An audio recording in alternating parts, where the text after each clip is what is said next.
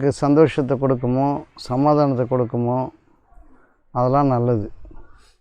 எது நமக்கு விருப்பம் தருமோ கோபத்தை உண்டாக்குமோ அழிவை தூக்கி திருப்புமோ அது கெட்டது. நம்முடைய காரியங்களை சிறப்பாக செய்கிறது நல்லது. பேசுகிறதே நல்லதாக இருக்கணும். எது பேசினாலும் நல்லதாக இருக்கணும். நல்லதை சரியாக செய்யலைன்னா கெட்டது. பிறருடைய குற்றங்களை பொறுத்து தெரியாமல் செய்கிறாங்கன்னு மன்னிச்சு பெரிதுபடுத்தாமல் அதை பூதாகரமாக்காமல் சரி பரவாயில்ல விடுங்க அப்படின்னு சொன்னால் அது நல்லது. நீ எப்படி என்ன இப்படி பேசுவ, உனக்கு என்ன தெரியும், நீ யார் பேசுறது என்னன்னு கேட்டால் அது கெட்டது. செய்துட்டு பெருமை தர்றது கெட்டது. நான் தான் செய்தேன்னு சொல்கிறது கெட்டது. எதிர்பார்ப்புகள் கெட்டது. நெருங்கின சொந்த பந்தம் தாய் தந்தை பொண்டாட்டி பிள்ளை சொல்லும் போது அது உங்களால் தாங்கிக்க முடியாத மாதிரி இருக்கும். அதனால் அவங்க ஆதங்கத்தை சொல்கிறாங்களே தவிர மனபாரத்தெல்லாம் ஏற்றுறதில்ல. சரி சொல்கிறாங்க, நம்மக்கிட்ட கொஞ்சம் காசு இருக்குது கொடுக்கலாம், ஒரு உதவி செய்யலாம், பரவாயில்ல நான் பார்த்துக்கிறேன்னு சொல்லலான்னு மாதிரி ஒரு கொடுக்குற இடத்துல நீங்கள் இருந்தீங்கன்னா உங்களால் அது சாதாரணமாக எடுத்துக்க முடியும். இதெல்லாம் அப்பப்போ கத்தி கணக்கும் இதுக்கெல்லாம் அழுவ வேண்டி இருக்குது. சரி சரி சொல்லி தொலை அப்படி சொல்லி சொல்லு அப்படி சொல்லிட்டு இன்னும் கொஞ்சம் அவங்களுக்கு நெருக்கடி உண்டாக்குற மாதிரி வார்த்தைகளை பேசிவிட்டு உனக்கு எப்போவுமே கஷ்டம் தீராதுன்னு ஒரு சாபத்தை வரை ஏற்றி விட்டு அனுப்புகிற ஆட்கள் நிறைய இருக்கிறாங்க. அப்போ டோனராக நம்ம இல்லை. கொடுக்குற இடத்துல இல்லைன்னா கோபம் வரும். கையிருப்பு குறைஞ்சிடுச்சுன்னா கோபம் வரும். ஆட்டோமேட்டிக்காக கோபம் வரும். கரிசனத்தோடு பிறருடைய துன்பங்களை நீங்கள் ஏற்றுக்கும் போது அவங்களுக்காக நீங்கள் செலவு செய்யும்போது நீங்கள் தாமாக நிரப்பப்படுவீர்கள். அதிகபட்சம் கேட்பாங்க, உங்களுக்கு என்ன சக்தி இருக்குதோ அதுலேருந்து கொடுக்கணுன்ற எண்ணம் இருந்தால் போதுமானது. நீங்கள் நல்லா இருந்தால் தான் இன்னொரு நல்லது செய்ய முடியும். நீங்கள் ஆத்திரமும் கோபம் இருந்தால் செய்ய முடியுமா? அமைதியாக அன்போடு இருந்தால் செய்யலாம்ல. செய்கிறது நல்லதாக இருக்கணும். எது செய்தாலும் நல்லதாக இருக்கணும். அப்போ எவ்வளோ கான்ஷியஸாக நம்ம இருக்கணும். நீங்களே உங்கள் மனபாரத்தை ஏற்றிக்கிறது தான் அதிகம். நாம் நெருக்கடி ஆக்கப்படும் பொழுது சமாதானமாகிறது நல்லது. நெருக்கத்தை பிரிச்சுட்டா நீ பாவி, நெருக்கமாக இருந்தால் நீ புண்ணியவான். தீமைன்னா ஏதாவது இருக்குங்களா? இதுதான் நல்லது, இதுதான் தீமை அப்படின்னு இருக்குங்களா? இல்லை நமக்கு வேண்டியது வேண்டாதது அந்த மாதிரி தான் நம்ம எடுத்துக்கணும். அதுலையா நன்மை தெரியும். சித்ரா பௌர்ணமிக்கு குருமார்களுக்கும் என்ன சம்பந்தம்? மற்றவர்களுடைய மனபாரத்தை நம்ம மேலே ஏற்றுறாங்க. ஏற்றும்பொழுது அதை பொறுத்துக்கிட்டா ஏதோ ஒன்று நிகழுது. மற்றவங்களின் மனபாரத்தை நம்ம மேலே ஏற்றும் பொழுது ஏன் பொறுத்து கொள்ள வேண்டும்? பொறுத்து கொண்டால் அங்கே நடக்கிற மனநிலை மாற்றம் என்ன அப்படின்னு கேள்வி. பூமியில் குழப்பத்தை ஏற்படுத்தாதீர்கள் அப்படின்னு குரானில் இருக்கு இல்லையா? அதுக்கான சித்ரா பௌர்ணமி குருமார்களுக்கு என்ன சம்மந்தம்? ஒரு சம்மந்தமும் கிடையாது.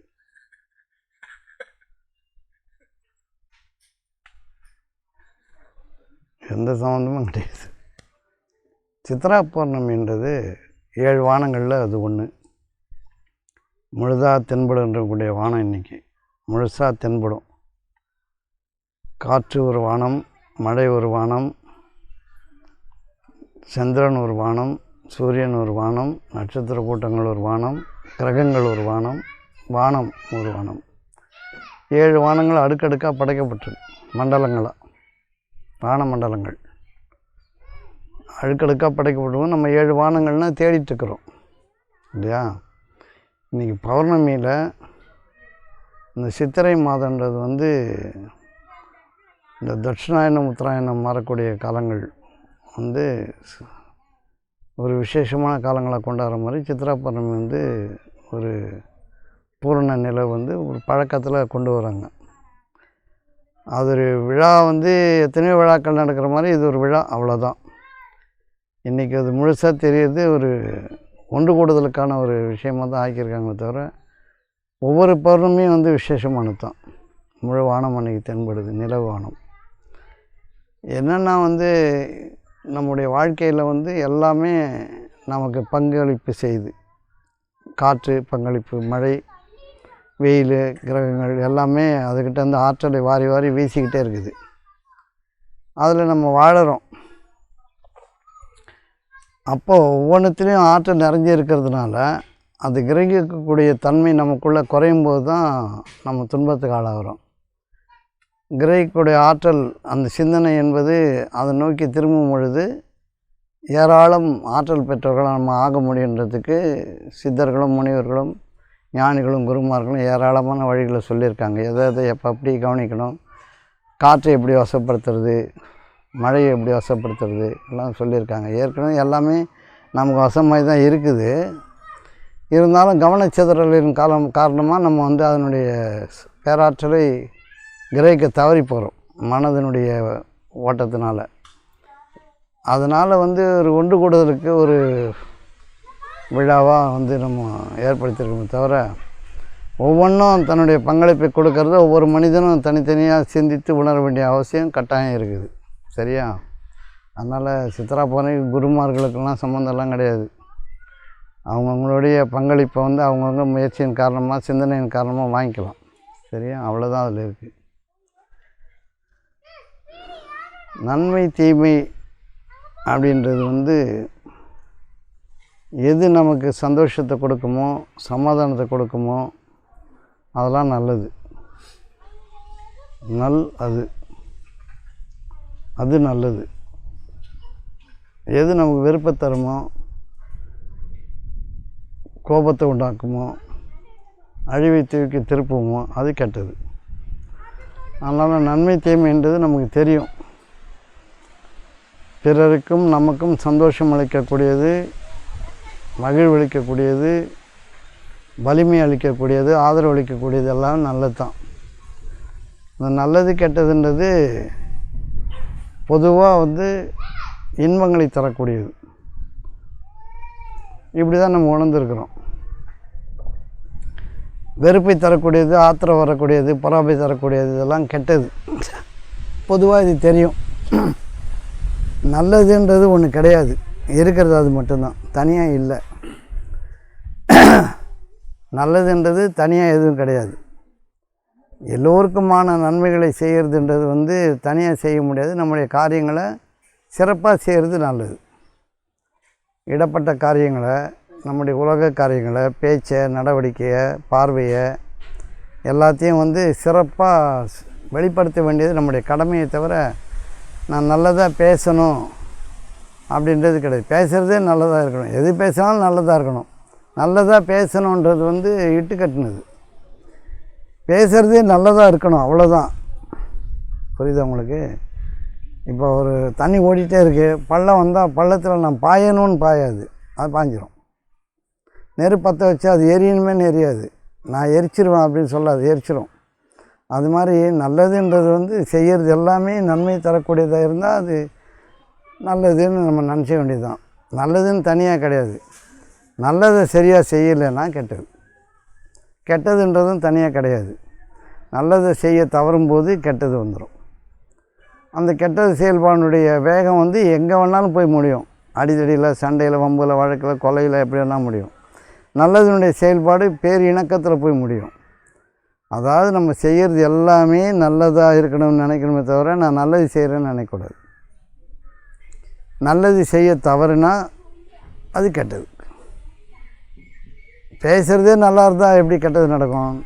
நல்ல பேச்சு பேசுகிறது அப்படின்றது பிறருடைய குற்றங்களை பொறுத்து தெரியாமல் செய்கிறாங்கன்னு மன்னித்து பெரிதுபடுத்தாமல், அதை பூதாகரமாக்காமல், சரி பரவாயில்ல விடுங்க அப்படின்னு சொன்னால் அது நல்லது.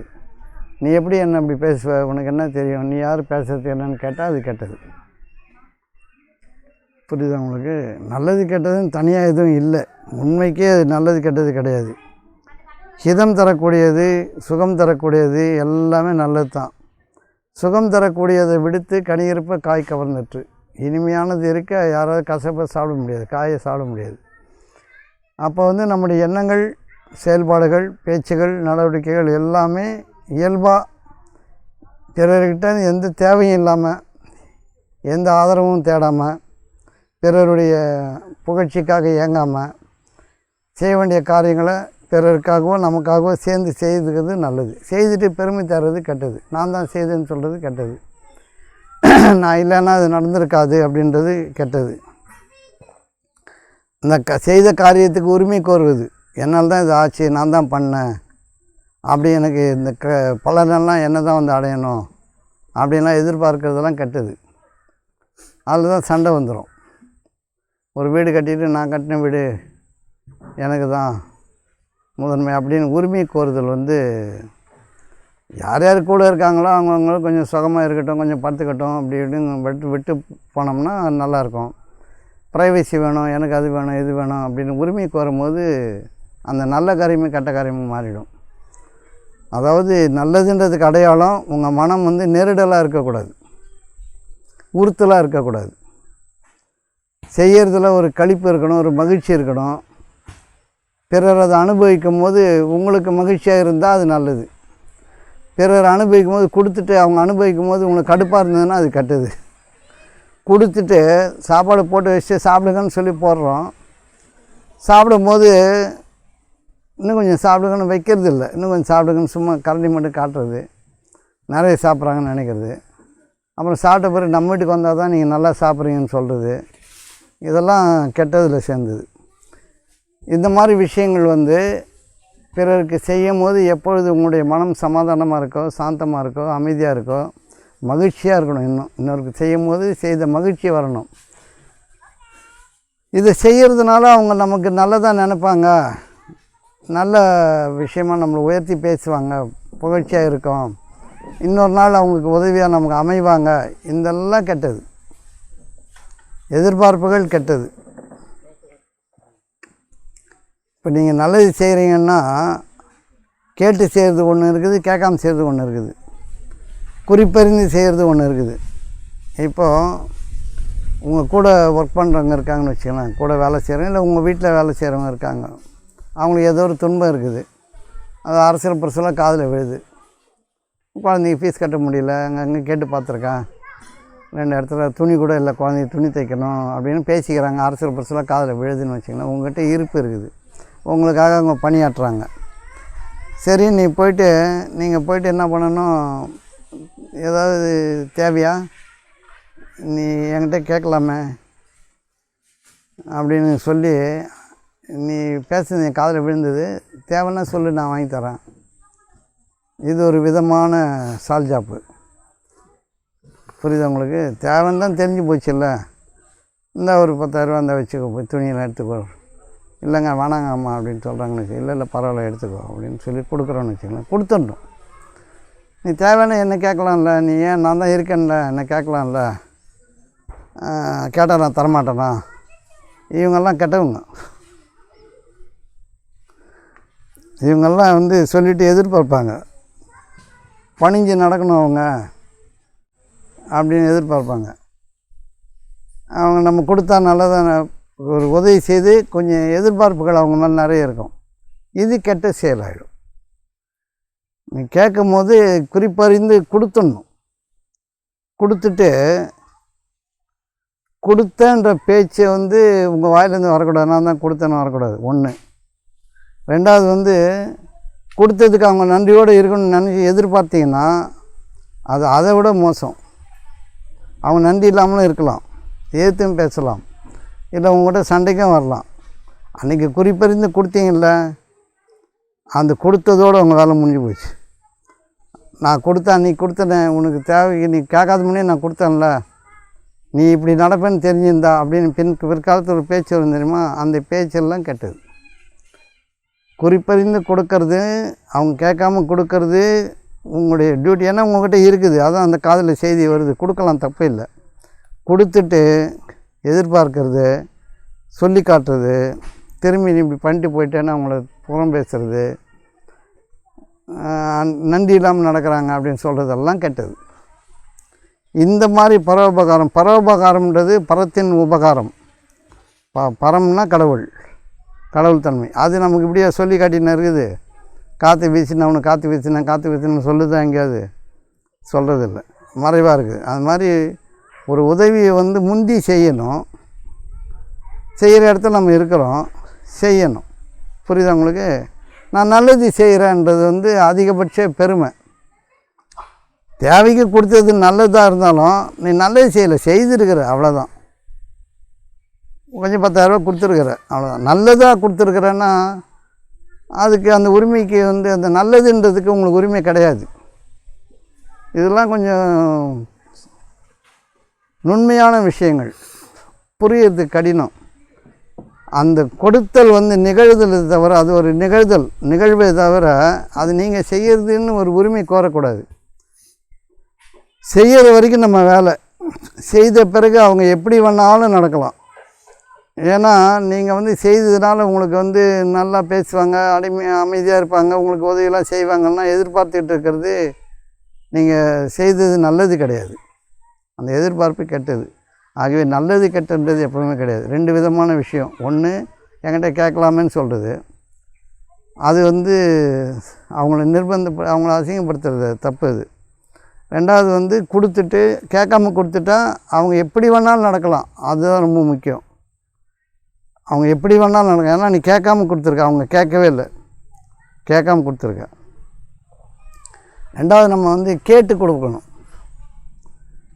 நம்மளை வந்து கேட்குறாங்கன்னு வச்சுங்க, ஒரு 10,000 இருந்தால் கொடுங்க, பிள்ளைக்கு ஃபீஸ் கட்டணும் அப்படின்னும் போது, சரி கொடுக்குறேன் அப்படின்னு சொல்லிட்டு அவங்கள கணக்கு பார்க்குறது. இவங்க வந்து மரியாதையாக எப்போல்லாம் மரியாதையாக பேசுனாங்க, எப்போல்லாம் நடந்துக்கிட்டாங்க, இவங்க தகுதியான ஆளா தகுதி இல்லாத ஆளா அப்படிலாம் கணக்கு பார்க்குறது ஒரு விதம். கொடுக்கலாமா வேணாமா அப்படின்னு. இது எல்லாம் நம்ம வந்து நல்லது செய்கிற போர்வையில் தப்பாக செய்கிறது. புரியுதா உங்களுக்கு? கடன் யாராவது கேட்குறாங்க, அந்த மாதிரி நம்ம வீட்டில் வேலை செய்கிறவங்க கடன் கேட்குறாங்க, நம்ம கொடுக்குறோம். அதை வந்து மாதம் பிடிச்சிக்கிறது அந்த மாதிரிலாம் செய்ய ஆக்டிவிட்டீஸ்லாம் கரெக்டாக. கடன் கேட்டால் கடன் கொடுக்கலாம், தப்பு இல்லை. கடன் கேட்டுட்டு 2 விஷயம் இருக்குது. கடன் கேட்டுட்டு கடன் கொடுக்கறது தப்பு கிடையாது. கடனை வந்து எழுதி வாங்கணும். எழுதி வாங்காமல் கொடுக்குற கடன் வந்து தப்பு. புரியுதா உங்களுக்கு? கடன் வாங்கினா எழுதி வாங்கணுன்றது விதி. எழுதி வாங்கும்போது அவங்கள வந்து அதுக்கு நம்ம கடமைக்கு பொறுப்பாக்குறோம். எழுதி வாங்காமல் கொடுக்குற கடனுக்கு வந்து அவங்க பொறுப்பாளி கிடையாது. ஏன்னா முதன்மையாகவே சாட்சியோடு எழுதி வாங்கணும். ஒரு 5 ரூபா கொடுத்தா கூட 5 ரூபா வாங்கியிருக்கேன்னு எழுதி சாட்சியோடு எழுதி வாங்கிக்கணும். அதை அவங்க திருப்பி கட்ட வேண்டியது அவங்களுடைய கடமை. அவங்க கட்ட முடியாத சூழ்நிலை இருந்தால் தர்மமாக விட்டுறது உங்களுக்கு நல்லது. அது 5 ரூபாலேருந்து 50 கோடி வரைக்குமே, அது எண்ணில்லாத அளவுக்கு எழுதி வாங்கிட்டு கொடுங்க. மாதம் பிடிச்சிக்கிறனாலும் பிடிச்சிங்க, தப்பு கிடையாது. திருப்பி கொடுக்குற ஆற்றல் அவங்களுக்கு கொடுக்கணுன்றது தான் முக்கியம். ரொம்ப முடியலைன்னா நிர்பந்தப்படுத்தக்கூடாது. அது தர்மமாக விட்டுடணும். அதை விட்டுட்டால் உங்களுடைய பாவங்களுக்கு அது மன்னிப்பு. அப்படி தான் வேதத்தில் இருக்குது. சரியா? அதனால் நான் நல்லது செய்கிறேன் அப்படின்றது வந்து உரிமை கோருதல் தான் கெட்டது. செய்கிறது நல்லது செய்கிறதெல்லாம் தப்பு இல்லை. செய்துட்டேன்றது உரிமை எனக்கானது. நான் தான் செய்திருக்கேன், நான் உனக்கு பார்த்து செய்தேன், அப்படி செய்தேன். சொந்த மனைவி செய்கிறதே சொல்லி காட்டுறேன். எத்தனை பேர் இருக்கிறான், உனக்கு போய் செய்தேன்னு எத்தனையோ பேர் வந்து வில்லங்கமாக பேசுகிற ஆள் இருக்கான். இவங்கெல்லாம் கெட்டவங்க லிஸ்ட்டில் வந்துடுவாங்க. பொண்டாட்டி அதே மாதிரி சொல்கிற பொண்டாட்டிகள் இருக்கா, அம்மா அப்பா இருக்காங்க, எல்லோரும் வந்து செய்தேனே என்ன பண்ணுறது, செய்தாச்சு அவ்வளோதான். திருப்பி பலனை எதிர்பார்த்துட்டு இருந்தால் அவங்க தான் செய்ய மாட்டேங்கிறாங்களே, என்ன பண்ணுறது? அப்போ நல்லது செய்கிறதுன்றது வந்து உரிமை கோரும்போது கெட்டதாகிடுது. நான் செய்தேன்னு உங்களை சொல்லும்போது அது கெட்டதாகிடுது. இப்போ நல்லது கெட்டதுன்றது இல்லை. செய்கிறத சரியாக செய்யலைன்னா கெட்டது. செய்கிறது உரிமை கோருனா அது அதை விட கெட்டது. செய்தல் உங்களுக்கும் இன்னொருத்தருக்குமான மகிழ்ச்சி தரணும். இப்போ சமைக்கிறீங்க அப்படின்னா 4 பேர் சாப்பிட்றது சமைக்கிறீங்க, நான் தான் சமைத்தேன் அப்படின்னு சொல்கிறது தப்பு இல்லை. இந்த சமைச்சதனுடைய பெருமை மொத்தம் உங்களுக்கு அப்படின்னு நீங்கள் வந்து எல்லோரும் உங்களை பாராட்டணும்னு நினச்சிங்கன்னா அது தப்பு. சிலருக்கு பிடிக்கும், சிலருக்கு பிடிக்காது. நாகரிக கருதி எல்லாம் நல்லா தான் இருக்குதுன்னுவாங்க. அதனால் நீங்கள் வந்து நான் தான் செய்தேன், என்னை தவிர யாரும் செய்ய முடியாது, இந்த வீட்டில் யாருக்கும் அதெல்லாம் சமைக்க தெரியாது, நானாக இருக்கும் தான் பாடுபட்டு சமைச்சு உங்கள் இப்போ ஒன்று நல்லாயிருக்குன்னு நீங்கள் சொல்கிறீங்க, அப்படியெல்லாம் பெருமை தரக்கூடாது. செய்ய வேண்டியது வேலை, அவ்வளோதான். கடமையை செய், பலனை எதிர்பார்க்காது, அவ்வளோதான். இப்போ நல்லது கெட்டன்றது கிடையாதுமா. நன்மை என்பது உங்களோடு சேர்ந்து வாழ்பவர்களுக்கும் அமைதியை கொண்டு வரணும், சமாதானத்தை கொண்டு வரணும், சாந்தத்தை கொண்டு வரணும். அந்த செய்கிற செயல் வந்து நற்பலன்களை விளைக்கிறதுனால தொடர்ந்து அந்த அமைதி நிற்கும். அது உரிமைக்கு வரும்போது தப்பாகிடும். பெருமைக்கு வரும்போது கிரெடிட் கோஸ் டு மீ, இப்படி கம்ஸ் டு மீ அப்படின்னு சொல்லும்போது தப்பாகிடும். இந்த பெருமையெல்லாம் எனக்குன்னு சொல்லும் போது தப்பாயிடுது. சரியா? நல்லது செய்யலைன்னா கெட்டது. ம் நிறைய சப்ளாஸ் இருக்குது. ஆமாம், நல்லது செய்யலைன்னா கெட்டது. நீங்கள் குளிக்கிறது நல்லதா கெட்டதா? குளிக்கிறது நல்லது இல்லை, குளிக்கலைன்னா கெட்டது. குளிக்கலைன்னா தப்பு. ஆனால் குளிக்கிறது நல்லது, அதனால் நல்லது கிடையாது. நீங்கள் சாப்பிட்றது நல்லதா கெட்டதா? சாப்பிட்றது நல்லது இல்லை, சாப்பிட்லன்னா கெட்டது. அதனால் நல்லது மட்டும்தான் இருக்குது இங்கே. நீ அதை சரியாக செய்யலைன்னா அது கெட்டது. சரியா? எது ஒன்றுமே நல்லது கிடையாது. தூங்குறது நல்லதா கெட்டதானா? தூங்குறது நல்லது இல்லை, தூங்கலைன்னா கெட்டது. ஆனால் நல்லதுன்ற பேச்சுக்கே இங்கே இடம் கிடையாது. நான் நல்லது செய்திருக்கேன், நான் தான் செய்தேன் அப்படின்னா சொல்லவே முடியாது. சொன்னால் அதற்குண்டான தீங்குகளை நீங்கள் அனுபவிக்கணும். இதில் எச்சரிக்கையாக இருக்கணும். புரியுதா உங்களுக்கு? நிறைய விஷயங்கள் இருக்குது. இப்போ தாய் பால் கொடுக்குறான்றான், நல்லதா கெட்டதானா? தாய் பால் கொடுக்குறது குழந்தைக்கு நல்லதா கெட்டதா? கொடுக்கலன்னா தாய் கெட்டது. கொடுத்தே ஆகணும். ஃபுட்ஸ் இயற்கையினுடைய உந்துதல். இயற்கையுடைய உந்துதல். நீங்கள் நல்ல காரியங்களை ஒழுங்காக செய்யணும், அவ்வளோதான். செய்யலைன்னா அதுவே கெட்டதாக மாறிடும். புரியுதா உங்களுக்கு? இப்போ கட்டுப்பாடுகள் கட்டுப்பாட்டுக்குள்ளே இருக்கிற வரைக்கும் தான் நல்லது. கட்டுப்பாட்டை மீறும் போது அது கெட்டது. வரம்பு மீறும் போது அது கெட்டது. அவ்வளோதான். நல்லது கெட்டதுன்றதை தனித்தனியாக பிரிக்க முடியாது.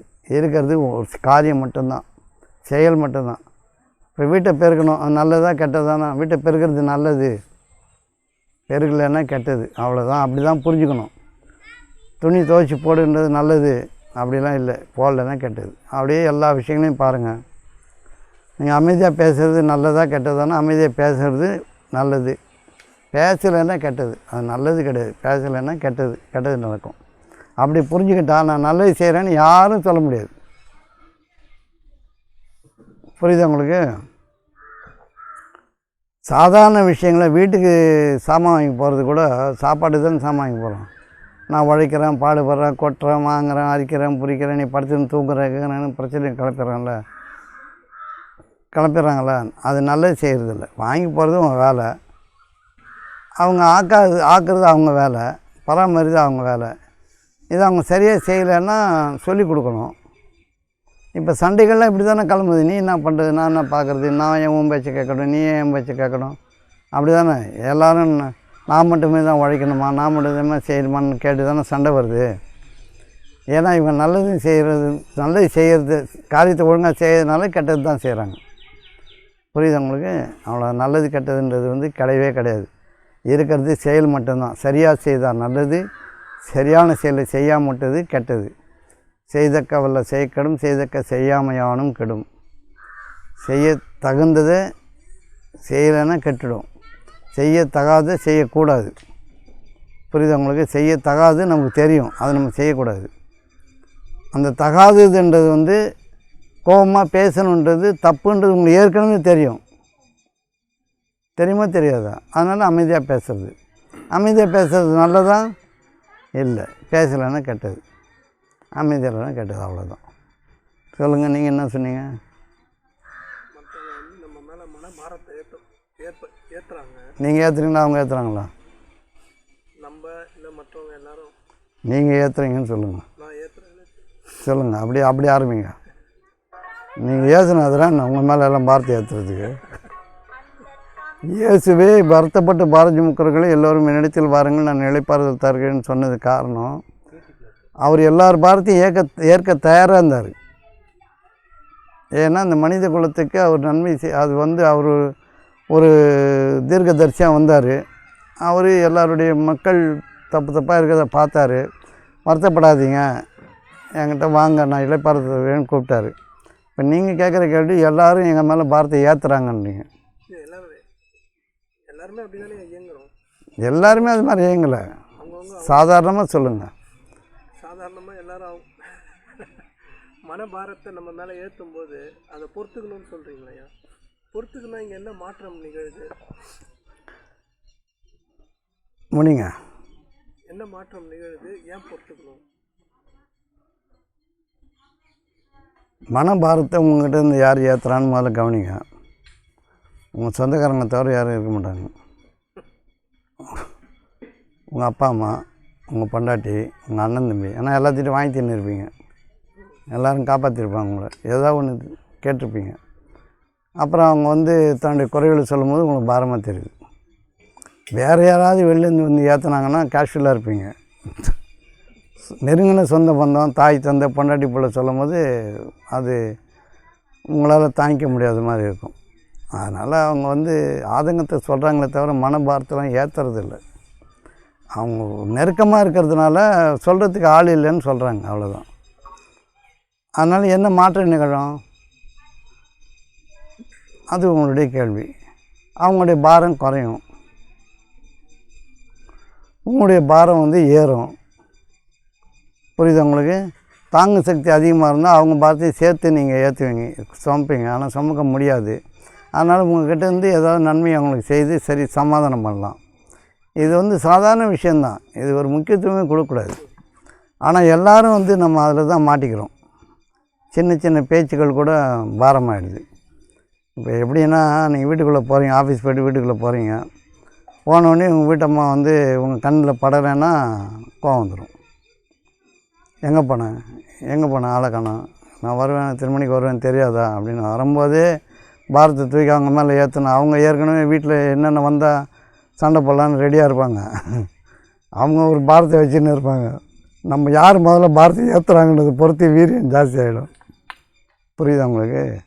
கேள்விகள் வந்து சரியான போக்கில் இருந்ததுன்னா பதில்கள் அதுக்கேற்ற மாதிரி, இல்லைன்னா இந்த கேள்வி வந்து உப்பு சப்பு இல்லாத கேள்வி. மனபாரத்தை ஏற்றுறாங்கன்னு சொல்லக்கூடாது. மனிதர்களுடைய நெருக்கம் வந்து அவங்களுக்கு ஒரு ஆறுதல் தேவை. அதனால் வந்து அதை சொல்லத்தான் செய்வாங்க. சாதாரணமாக அம்மா அப்பா முதற்கொண்டு பொண்டாட்டி சகோதர சகோதரிகள் எல்லாருமே அதை சொல்லத்தான் செய்வாங்க. செய்யும் போது ஒரு கரிசனை இருந்ததுன்னா, ஒரு தாராளத்தன்மை இருந்ததுன்னா அவங்கள அது லேசாக எடுத்துக்க முடியும். சரி சொல்கிறாங்க, நம்மக்கிட்ட கொஞ்சம் காசு இருக்க கொடுக்கலாம், ஒரு உதவி செய்யலாம், பரவாயில்ல நான் பார்த்துக்கிறேன்னு சொல்லலான்னு மாதிரி ஒரு கொடுக்குற இடத்துல நீங்கள் இருந்தீங்கன்னா உங்களால் அது வந்து சாதாரணமாக எடுத்துக்க முடியும். இதெல்லாம் வந்து அப்பப்போ கத்தி கணக்கும் இதுக்கெல்லாம் அழுவ வேண்டி இருக்குது. சரி சொல்லி தொலை அப்படி சொல்லி சொல்லு அப்படி சொல்லிட்டு இன்னும் கொஞ்சம் அவங்களுக்கு நெருக்கடி உண்டாக்குற மாதிரி வார்த்தைகளை பேசிவிட்டு உனக்கு எப்போவுமே கஷ்டம் தீராதுன்னு ஒரு சாபத்தை வரை ஏற்றி விட்டு அனுப்புகிற ஆட்கள் நிறைய இருக்கிறாங்க. அப்போ டோனராக நம்ம இல்லை, கொடுக்குற இடத்துல நம்ம இல்லைன்னு தெரிஞ்சிடும். கொடுக்குற இடத்துல இல்லைன்னா கோவம் வரும். கையிருப்பு குறைஞ்சிடுச்சுன்னா கோவம் வரும், ஆட்டோமேட்டிக்காக கோவம் வரும். கையிருப்பை சொந்த மனைவிக்கு சொந்த பிள்ளைங்களுக்கே செலவு பண்ணுறதுக்கு யாருக்கும் மனம் வராது. ஏன்னா கையிருப்பு குறைஞ்சிடுச்சுன்னா இவங்க பலகீனமாக உணர்வாங்க. ஐயோ ஒன்றும் இல்லாமல் போச்சே, நம்ம என்ன செய்வோம் நாளைக்கு, நமக்கு யார் தருவா அப்படிலாம் வந்து எண்ணம் வந்துடுறதுனால கடுகடுப்பாக சிடுசிடுப்பாக ஆகிடுவாங்க. அந்த தாராளத்தன்மை போயிடும். புரியுதா உங்களுக்கு? இதில் என்ன மாற்றம் நிகழும்னா, கரிசனத்தோடு பிறருடைய துன்பங்களை நீங்கள் ஏற்றுக்கும் போது, அவங்களுக்காக நீங்கள் செலவு செய்யும்போது நீங்கள் தாமாக நிரப்பப்படுவீர்கள். எங்கிருந்த பொழுதிலும் எங்கிருந்தாவது எல்லா புறத்திலிருந்தும் வசதி கொடுத்து வந்து சேரும் உங்களை. பிறருடைய துன்பங்களை நீங்கள் எடுத்துக்கும் போது, கேட்கும்போது, காது கொடுத்து கேட்கும்பொழுது, கரிசனத்தோடு இருக்கும்போது, உதவும் மனப்பான்மையில் உதவி செய்யும்போது, உண்மையாக எங்கள் துன்பத்தை போக்கணும்னு நினைக்கும் பொழுதெல்லாம் நீங்கள் நிரப்பமாக்கப்படுவீர்கள். புரியுதா உங்களுக்கு? என்கிட்ட இருக்கிறதே கொஞ்சம் தான், எதையும் வாங்கிட்டு போயிட்டாங்கன்னு நான் என்ன செய்கிறதுன்னு நினச்சிங்கன்னா, இருப்பவனுக்கு இன்னும் கொடுக்கப்படும், இல்லாதவன் வந்து இருப்பதும் எடுக்கப்படும். அது உங்களை காலி பண்ணிடுவோம். புரியுதா உங்களுக்கு? பொருளின் ஆதாரத்தின் மீது கணக்கு வைக்கக்கூடாது. பொருள் இருக்கிறதுனா அந்த நேரத்துக்கு வந்து உங்களை யாராவது வந்து ஏதாவது ஒன்று கேட்டாங்கன்னா, அவங்க துன்பத்தை சொன்னாங்கன்னா நெருங்கின சொந்தம் தான் அவன் சொல்லும். ரொம்ப அக்கம் பக்கத்தில் இருக்கிறவங்க சொன்னால் அவ்வளோ தூரம் மனம் வராது. நெருங்கின சொந்தம் சொல்லும் பொழுது அது வந்து அவங்க துன்பம் போகணுமென்றதுக்காக ஒரு அளவுக்கு உங்களால் முடிகிற அளவுக்கு செலவு பண்ணலாம். கொடுத்துட்டா என்ன பண்ணுறது? அப்போ அடிக்கடி வந்து கேட்பாங்களோ, இதை பழக்கப்படுத்தி விட்டுறக்கூடாது, இப்படிலாம் சொல்கிற மனிதர்கள் இருக்காங்க. கேட்பாங்க தான், என்ற அளவு ஒரு 10,000 கேட்டால் ஒரு 2,000 கொடுங்க. ஒரு அதிகபட்சம் கேட்பாங்க. உங்களுக்கு என்ன சக்தி இருக்குதோ அதுலேருந்து கொடுக்கணுன்ற எண்ணம் இருந்தால் போதுமானது. அதையும் வந்து ஏளனம் பேசக்கூடிய மக்கள் இருக்கிறாங்க. தவறாக பேசக்கூடிய மக்கள் இருக்காங்க. சரி, அவங்களுக்கு தெரிஞ்சதே பேசுகிறாங்க, அவ்வளோதான். வேறு என்ன பண்ண முடியும்? அவங்களுக்கு புரிஞ்சுக்கிற தன்மை இல்லை. நான் கேட்டால் எப்படி பிச்சை காசு மாதிரி போடுறான் பார், 500 ரூபா கொடுத்தான் பார் அப்படின்னு சொல்லக்கூடிய மக்களும் இருப்பாங்க. பரவாயில்ல, அவங்களுக்கு தெரியல, தெரிஞ்சால் சொல்ல மாட்டாங்க. நம்ம அதையும் பொறுத்துக்கிட்டு அவங்களுக்கான நன்மைகளை நம்ம முற்படுத்தணும். அதுதான் வந்து வாழ்க்கையினுடைய நியதி. அவங்களுக்கு என்ன ஆகும்னா, அவங்களுக்கான தேவைகள் வந்து எண்ணிராத புறத்திலிருந்து வரும். அவங்க நினச்சே பார்த்துக்க மாட்டாங்க. அவர்கள் தாமாகவே நிரப்பமாக்கப்படுவார்கள். இதுதான் நம்முடைய வரமே. இந்த வரம் வந்து நம்ம தவற விடுறோம். நம்ம நெருக்கடி ஆக்குறாங்க நம்ம நினைக்கிறோம். சும்மா காசு கேட்குறாங்க அப்படி இப்படின்னு நினைக்கிறோம். 5000 ரூபா கேட்குறாங்கன்னா 500 ரூபா கொடுங்க. முதல்ல கொடுக்கணுன்ற எண்ணத்தில் இருங்க, அவ்வளோதான். அவங்க அதை வந்து சாதாரணமாக கூட எடுத்துப்பாங்க, ஏளனமாக கூட பேசுவாங்க. நான் வந்து பிச்சைக்காரனான்னு கூட கேட்பாங்க. சரி, இல்லைப்பா என்கிட்ட இவ்வளோ தான் இருந்தது அப்படின்னு சொல்லிட்டு நீங்கள் வந்து தாழ்மையாக தான் போகணும். போகும்போது என்னன்னா, உங்களுக்கு 50,000 ரூபாய்க்கான செலவு வந்து காத்திருக்கும். இந்த 500 ரூபா வந்து இதை சரியாக்கிடும். அந்த துன்பமே வராமல் போய்டும், அந்த தேவையே இல்லாமல் போயிடும். அதனால் அந்த கொடுக்கணுன்ற எண்ணம் உள்ளவன் பிறருடைய ஏற்புத்தன்மைக்காக வந்து அவனை பழிக்கக்கூடாது. அப்படி பேசுகிறான், நன்றி இல்லாமல் நடக்கிறான் அப்படிலாம் சொல்லக்கூடாது. அதை அறிந்தவர்கள் யார் கடவுள்கிட்ட வந்து பலன் பெறுகிறார்களோ அவங்களால வந்து இது மாதிரி குற்றங்களை சொல்லவே முடியாது. அவங்க சொன்னாங்க, நம்மக்கிட்ட இவ்வளோ தான் இருக்குது, அவருக்கு புரியல, என்ன பண்ணுறது, சரி கொடுப்போம். அவங்க நினச்சிருப்பாங்க நம்ம நல்லா இருக்கிறோம், வசதியாக இருக்கிறோன்னு நினைப்பாங்க. அது தப்பு இல்லை. அவங்க வந்து இருந்து இவ்வளோ தான் கொடுத்தாங்கன்னு அவங்க நினைக்கிறது தப்பு இல்லை. நம்ம இருப்புலேருந்து செலவு பண்ணதுனால நாம் 2 மடங்கு 10 மடங்கு 10 மடங்கு நாம் அளிக்கப்படுவோம். அது எப்படி வரும்? நீ கொடு பார்க்கலாம். முதல்ல கொடுத்துட்டு அவங்க ஏளனம் பண்ணும்போது, உங்களை தப்பாக நினைக்கும் போது அவங்க மேலே கருணையோடு இருங்க, அன்போடு இருங்க. நீங்கள் நிரப்பமாக்கப்படுவதை பாருங்கள். இதுதான் நீங்கள் அதிசயங்களை காண பண்ணுவேன் அப்படின்னு இயேசு சொன்னது. புரியுதா உங்களுக்கு? அதனால் வந்து இன்னொருத்தர் பாரத்தை ஏற்றுறாங்க, நம்ம வந்து என்ன செய்கிறது? அந்த இடத்துல நம்ம எப்படி நடந்துக்கணும்னா, நீங்கள் பாரத்தை சுமக்க வேணாம், கரிசனமாக இருக்கலாம் இல்லையா? இப்போ எனக்கு ரொம்ப கஷ்டமாக இருக்குதுங்க அப்படின்னா, ஐயோ என் கஷ்டமே பெரிய கஷ்டமாக இது வேறுடா. குடும்பம்னு கோயிலுக்கு போனால் அங்கே ஒரு குடும்பம் அவுத்துக்கு ஆடுதுன்னு சொன்னாங்களா? அந்த மாதிரி நானே பெரிய துன்பத்தில் இருக்கிறேன், உன் கஷ்டத்தை வர நீங்கள் கொட்டுறியா அப்படின்னா, அதான் ஏற்பாடாகி வந்து விழுந்துன்னு இருக்குல்ல. கஷ்டத்தை சொல்ல தான் செய்வாங்க. செய்யும் போது உங்களுக்கான ஏற்பாடு நடந்துருக்குது. அது உங்களுடைய கஷ்டத்துலையும் சேர்த்து போகிறதுக்கான ஒரு வழிமுறை. அவங்க கஷ்டத்தை சொல்லும் போதே உங்களுடைய கஷ்டங்களும், எனக்கே இவ்வளோ கஷ்டமாக இருக்கும், அவங்க எப்படி தாங்குவாங்களோ பாவம், என்னாலே தாங்க முடியல. ஆமாம் உண்மை தான். சரி, நல்ல இடம் சரியாக இருங்க, பரவாயில்ல பார்க்கலாம், கொஞ்சம் பொறுமையாக இருங்க அப்படின்னு நல்ல வார்த்தைகளையாவது பேசலாம்ல. அது பேசும்போது உங்களுடைய துன்பங்களும் சீக்கிரம் கலைஞ்சிரும். இதுதான் வந்து அதிசயம். அப்படி வரும்போது மனிதர்களை வந்து கையாளுற விதம் வந்து அவங்க துன்பத்தில் இருப்பாங்க, எடுத்தறிஞ்சு பேசுவாங்க, நன்றி இல்லாமல் பேசுவாங்க. என்ன பேசியா பண்ணிட்டே நீன்னு கேட்பாங்க, என்ன வேணால் சொல்லுவாங்க. யார் வந்து இறைவன் மீது அன்பு உள்ளவங்களோ நேசம் உள்ளவங்களோ அவங்க இதெல்லாம் குறைபாடாக எடுத்துக்க மாட்டாங்க, பெரிய பேச்சாக பேச மாட்டாங்க. அன்றைக்கி அவ்வளோ வாங்கி சாப்பிட்டு அவன் என்ன பேச்சு பேசுகிறான் தெரியுமா? அந்த வார்த்தையில் இவங்க வாயிலேருந்து வராது. நல்ல குடிப்பிறந்தார் நல்கூர்ந்தாரானாலும் இல்லை என மாட்டாரை சேர்ந்து. நல்கூர்ந்தார்னா கொடுமையான வறுமைக்கு ஆளானாலும் இல்லைன்னு சொல்ல போனால் வராதான். நல்ல குடியில் பிறந்தவனுக்குன்னு ஒரு ஔவையாருடைய பாட்டு இருக்குது. கடித்து கரும்பை கண்துகர நூறி இடித்து நீர் கொள்ளினை விண்சுவைத்தே ஆகும். வடுப்பட வைதக்கண்ணும் நல்ல குடி பிறந்தார், வடுப்பட வைதக்கண்ணும் நல்ல குடி பிறந்தார். இல்லை அந்த பாட்டு அது வடுப்பட வைதக்கண்ணும் கூறார்தம் வாயிற் சிதைந்து. கெட்ட வார்த்தைகளை பேச மாட்டாங்க. கரும்பை இடித்து சாறு பொழிஞ்சு குடித்தாலும் இனிப்பாக தான் இருக்குமா. அதனால் காயம் வர்ற மாதிரி பேசினாலும் நல்ல குடியில் பிறந்த வாயில் வந்து சிதைந்த வார்த்தைகள் வராது. சிதைஞ்சு போன வார்த்தை, நல்லாவே இருக்க மாட்டேன், நீ என் பாவத்தை கொட்டிக்கிட்ட, நீ அழிஞ்சே போயிடுவ, நீ எப்படி நல்லா இருக்கிற நான் பார்க்குறேன்லாம் இந்த வார்த்தையெல்லாம் வராது. சரி பரவாயில்ல, சரி ஏதோ கோவத்தில் பேசுறீங்க, நல்லது விடுங்க, அப்படி தான் பேசுவாங்க. புரியுது உங்களுக்கு? இந்த மாதிரிலாம் வந்து விஷயங்கள் வந்து நம்மளை நோக்கி வருது. இந்த தாங்கும் தன்மை, டாலரன்ஸ் நம்மகிட்ட இல்லாதனால நம்ம வந்து நிறைய விஷயங்களை நியாயமாக பேசிகிட்டே இருப்போம். அவங்க தான் இயலாமையில் சொல்கிறாங்க அப்படின்னா நம்மளும் அதை வந்து அதிகப்படுத்துகிற அளவில் பேசக்கூடாது.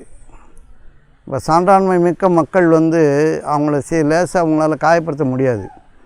காயப்படுத்த நீங்கள் நினைக்கலாம், ஆனால் அவங்க காயப்பட்டாங்கன்னா அது அவங்க காயமும் உங்களுக்கு மருந்தாக தான் வரும். உங்களை ஆத்திரம் மருந்தாக தான் இருக்கும் அவங்களுடைய காயங்கள் கூட. புரியுதா? அதனால் வந்து சான்றாண்மை மிக்க மனிதர்களுடைய ஒவ்வொரு சொல்லும் உங்களை பாதுகாக்கக்கூடியதாக இருக்குமே தவிர அழிக்கக்கூடியதாக இருக்காது. இப்போ நீங்களே நினைக்கிறீங்க, உண்மையானமே நல்ல உள்ளம் படைத்தவர்கள் சொல்லக்கூடிய கடிய சொல்லும் வந்து இனிய சொல் தான். அவங்க சபிக்கிறாங்கன்னுவாங்க, சபிக்கிறது இல்லை, ஒழுங்காக பார்த்து நடந்துக்கோ அப்படின்னு சொல்லி கண்டிக்கிறதே கூட நல்ல விஷயந்தான். அந்த மாதிரி மக்கள் கூட நீங்கள் போய் பழகணும், அந்த மாதிரி மக்கள் கூட இருக்கணும், அவங்களுடைய நட்புறவு அதிகமாக்கணும். ஒரு நமக்கு மேலே ஒருத்தர் நம்மளை கட்டுப்படுத்த இருந்தாருன்னா அதே ஒரு பாதுகாப்பு. உடனே உங்களுடைய ஈகோ முழிச்சுக்கிட்டு என்ன பேச்சு பேசுகிறான், எப்படிலாம் பேசுகிறான் பாரு, இருந்தாலும் நம்மளை எப்படி சொல்கிறான் பார், இவனுக்கு சரியான ஒரு நாள் இருக்குது, அவனை வச்சு செய்கிறேன் பார் அப்படின்னு சொல்லிட்டு அந்த வார்த்தைகள் வந்து நம்முடைய கோபம் கூட, நான் கோபப்படுறேன் அப்படின்னு சொன்னால் ஒருத்தருடைய மேலே கோபம் வருதுன்னா அவன் நல்லா இன்னும் அவன் அழிஞ்சிட்டானா நீ கோபப்படல, நீ நாசம் பண்ணியிருக்கிற அவனை. ஒருத்தருடைய கோபம் வருதுன்னு சொன்னால் அந்த கோபம் அவனுடைய வாழ்க்கையை சுகமாக்கணும். அதுக்கு பேர் தான் கோபம். கோபன்றது அழிவு சக்தி இல்லை. அது உண்மையில் ஒரு கோபம் வருதுன்னா நீ சரியாக இல்லைன்னு தானே வருது. அப்போ நான் கோபப்படுறது உன்னை சரியாக்கணும் தானே. அப்போ என்னுடைய உள்ளம் நல்ல உள்ளம் வந்தால் தான் நல்லாயிருக்கும். நான் வர என்னுடைய கோபம் கூட உனக்கு நல்லதாக மாறும். புரியுதா உங்களுக்கு? அதுபோல் நம்முடைய கோபம் வருதுனால அவன் நல்லாகணுன்ற எண்ணத்தில் தான் கோபம் வருது. அவன் அழியணுன்ற எண்ணத்தில் வந்து அது பேர் கோபம் இல்லை, பொறாமை. அது அசிங்கம். அது கோபம் ஒரு பெரும் ஆற்றல். புரியுதா உங்களுக்கு? அப்போ வந்து நீங்கள் என்ன பண்ணணும், பிறருடைய துன்பங்களை தாங்கிறதுன்றது வந்து இயற்கையாக இருக்கணும்.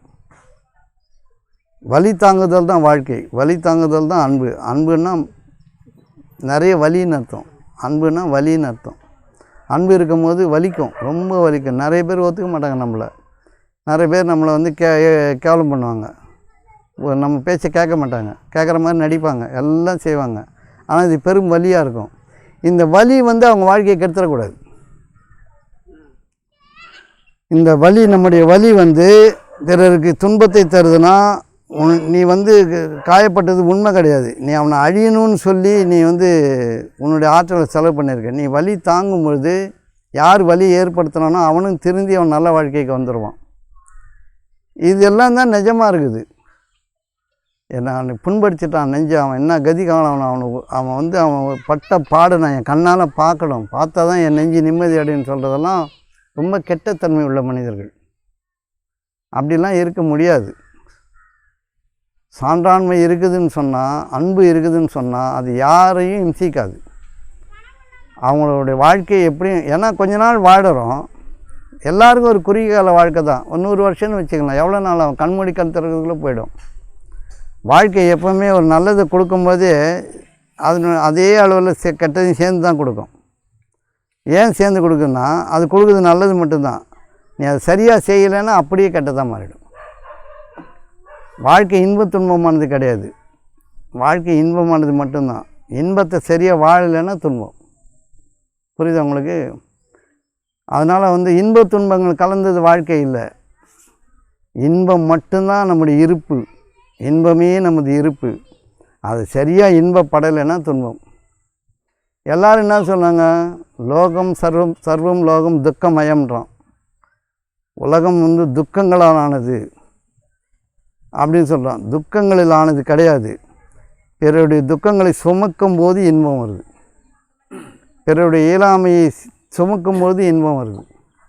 துன்பத்தில் தான் இன்பம் இருக்கிறது, நிச்சயமாக துன்பத்தில் தான் இன்பம் இருக்கிறது.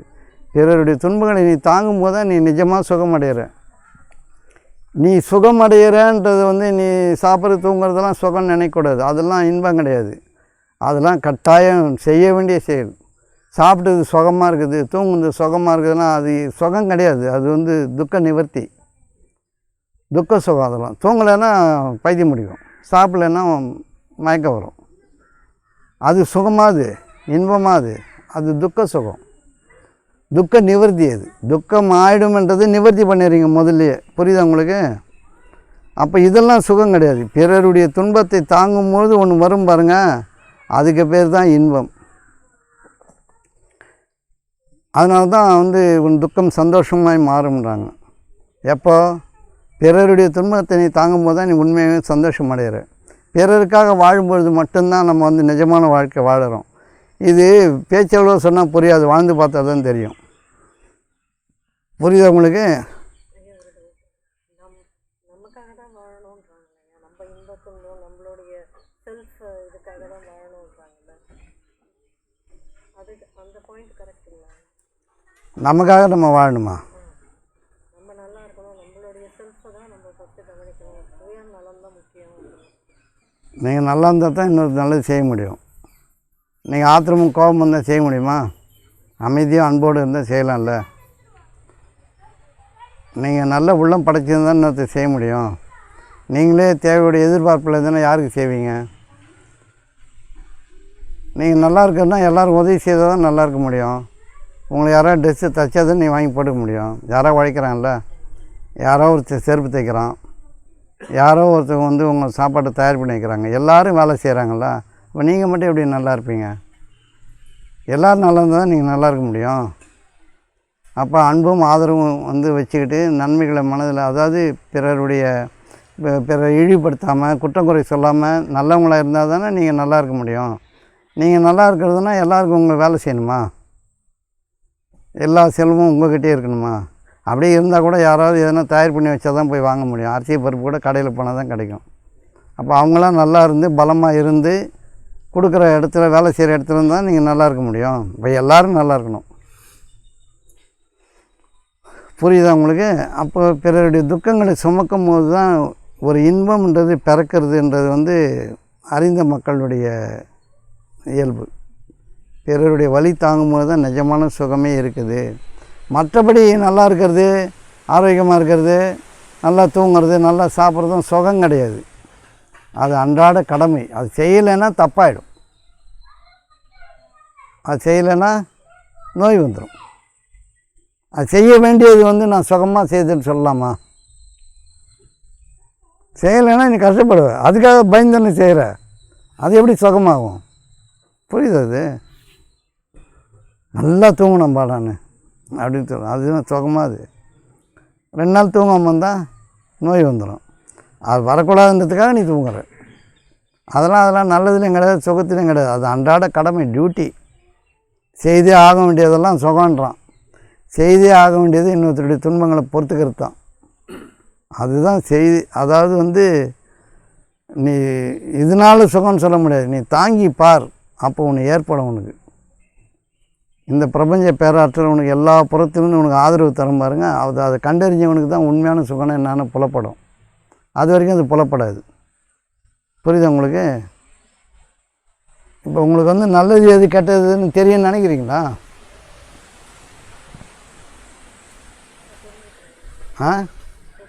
நல்லது எது கெட்டதுன்னு தெரியுமா? நல்லதும் இல்லை, கெட்டதும் இல்லை, ரெண்டுமே இங்கே இல்லை. இருக்கிறது என்னது?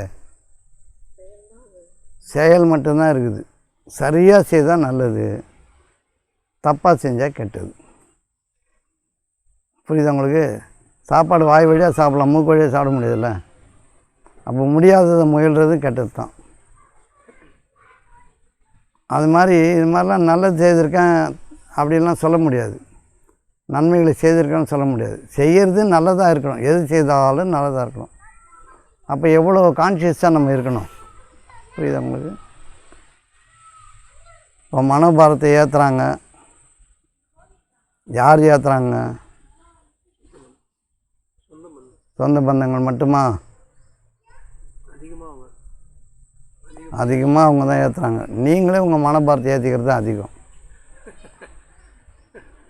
உங்கள் மனோபாரத்தை நீங்களே ஏற்றிப்பீங்க.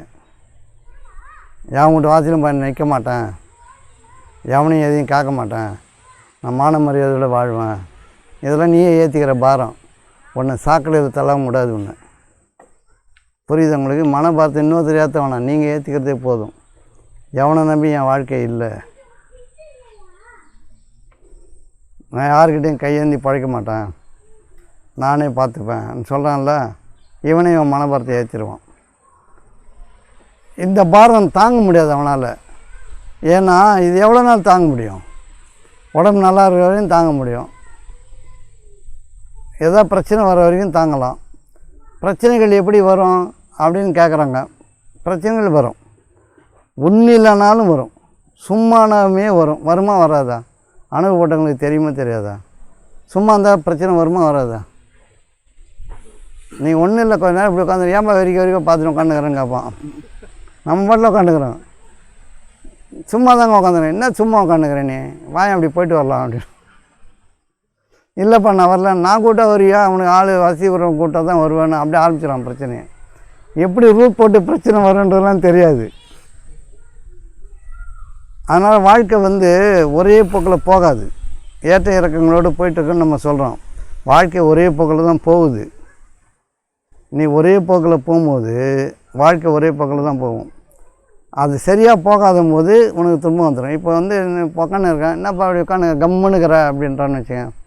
ஏன் உம்முனுக்கிறானோ, ஏன் கம்முனுக்கிறானோ, ஏன் எதுவுமே பேச மாட்டேங்கிறானோ. நீங்கள் இப்படி இருங்களேன்,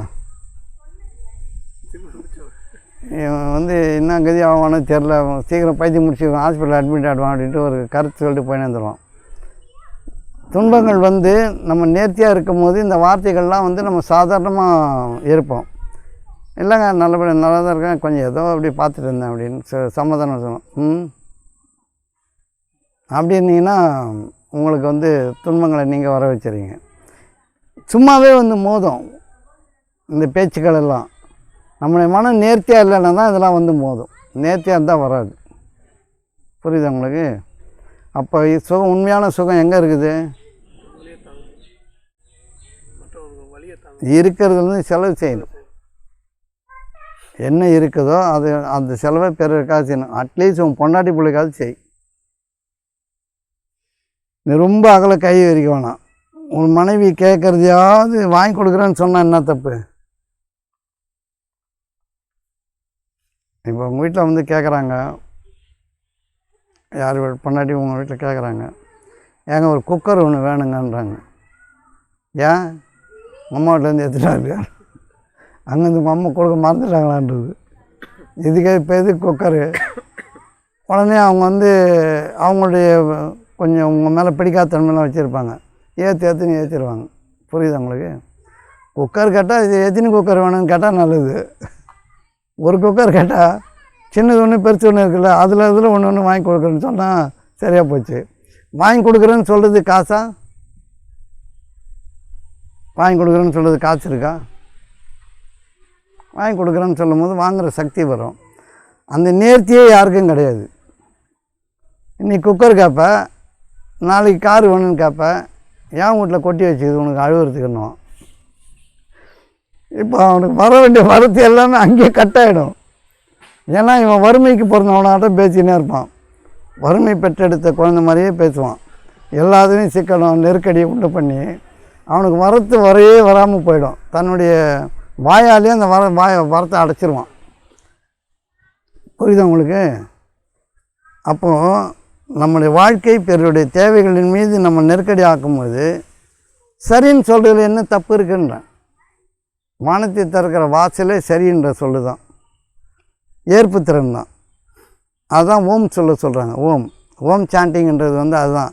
ஏன் ஓம்னு போட்டுக்கிட்டு காதில் கேட்டுனுங்கிறான். நீ ஓம்னு சொல்லு, ஆம்னு சொல்லு, சரின்னு சொல்ல, எஸ்ன்னு சொல்ல, அது மாற்றங்களை நிகழ்த்துறது.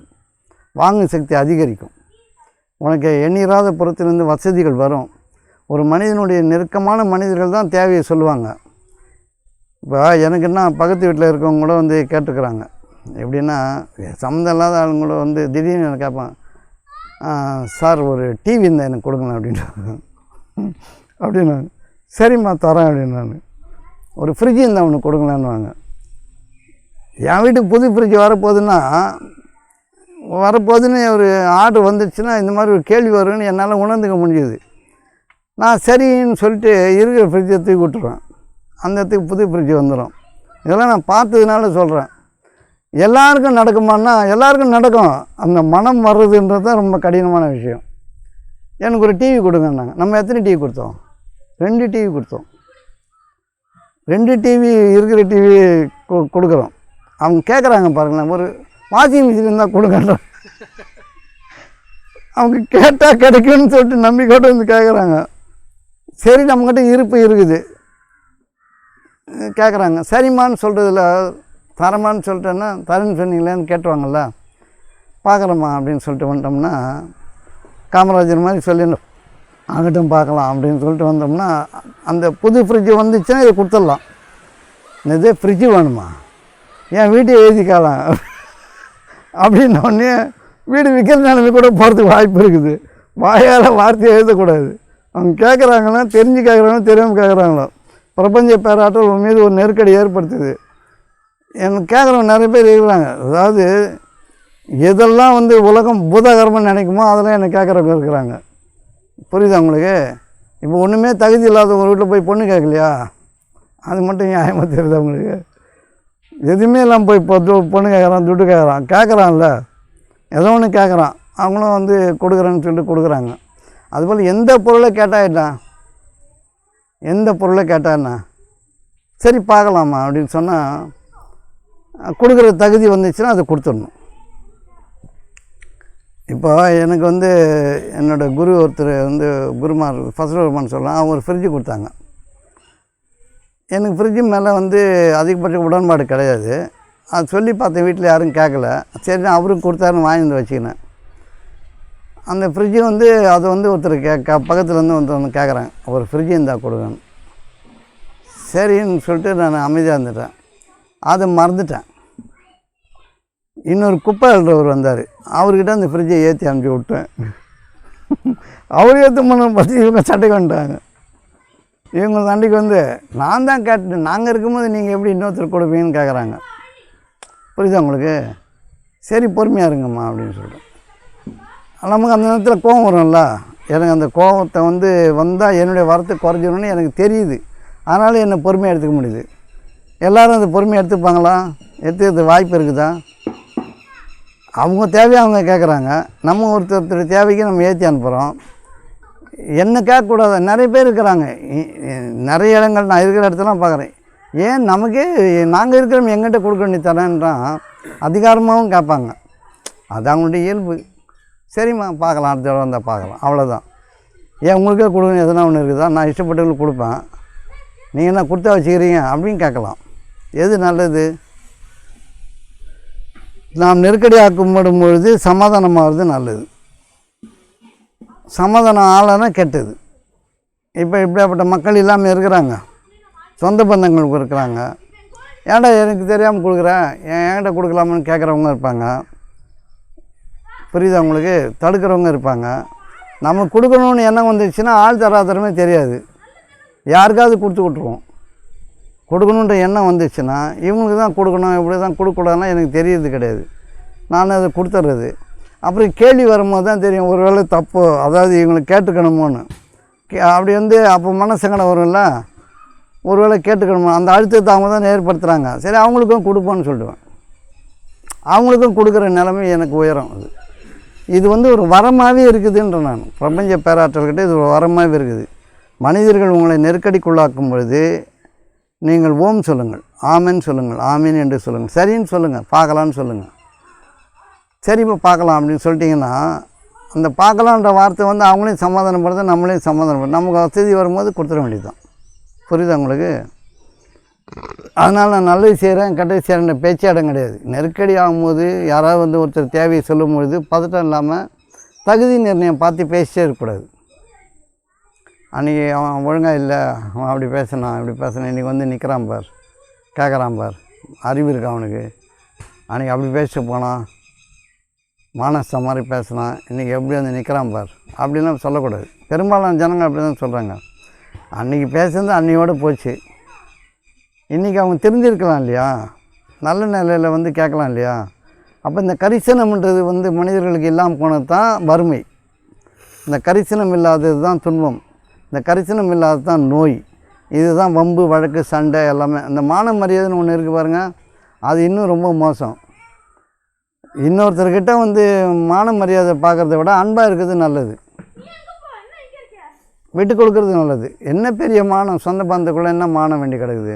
என் மூஞ்சிலே முழிக்காத, இனிமேல் என்கிட்ட நீ பேசவே பேசாத, உனக்கு எனக்கு ஒத்து வராது. இப்படி தான் நம்ம குடும்பங்கள் ஓடுது.